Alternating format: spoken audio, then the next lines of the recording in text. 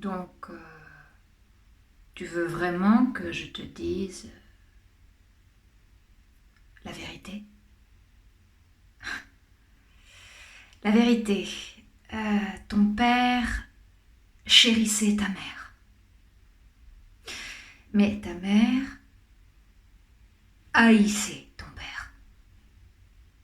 Et au lieu de le chérir comme il la chérissait, elle a rêvé de le voir périr. Mourir, oui. Et c'est ce contraste que tu as eu inconsciemment du mal à supporter.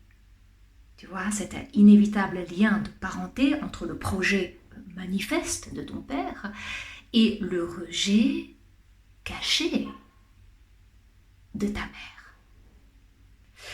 Et c'est à l'ombre de cette impossible réciprocité entre la pulsion de vie et la pulsion de mort que tu as grandi, que tu as mûri.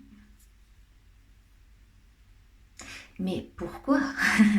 Pourquoi la chérissait-il et pourquoi le haïssait-elle? Et c'est ce mystère qui te brûle la cervelle, n'est-ce pas? Et tu veux vraiment l'élucider après l'avoir si longtemps éludé.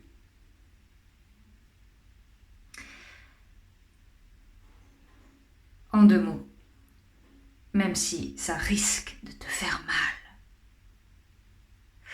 En 2 mots, parce que ton père était fort et parce que ta mère était faible. Il l'a eu. Elle n'est jamais parvenue à la voir. Et ce qui lui était insupportable, c'est qu'il fut toujours insaisissable. Donc pour elle, ce fut une porte hors de portée. Pourquoi? Mais parce qu'elle n'ouvrait sur rien. Parce que ton père était malin, ou plutôt il faisait le malin pour être toujours le maître de son destin. Et donc il faisait comme si le tout n'était rien. Mais attention, hein, c'est pas son moi-je qui importait, non, c'était le jeu.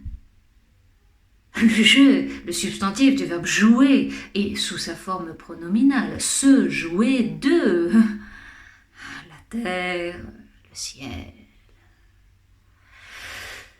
ta mère. Par conséquent, il n'avait rien à perdre, et elle, rien à y gagner. Enfin, rien à y gagner, excepté peut-être l'enfer. L'enfer vécu auprès d'un homme qui n'en a que faire. Qui l'aime tendrement. Mais pas parce qu'il l'aime vraiment, non. Parce qu'il ne sait pas faire autrement. Attaché et détaché en même temps. Intéressé et sans intérêt à la fois. Un bout d'être et un bout de néant, qui ne lui ont pas permis de tenir debout. Donc il faut qu'il meure pour qu'elle retrouve le bonheur qu'elle a perdu en le poursuivant. Et pour tout te dire, petit père, tu es logé à la même enseigne que ta mère. Exactement. La même enseigne.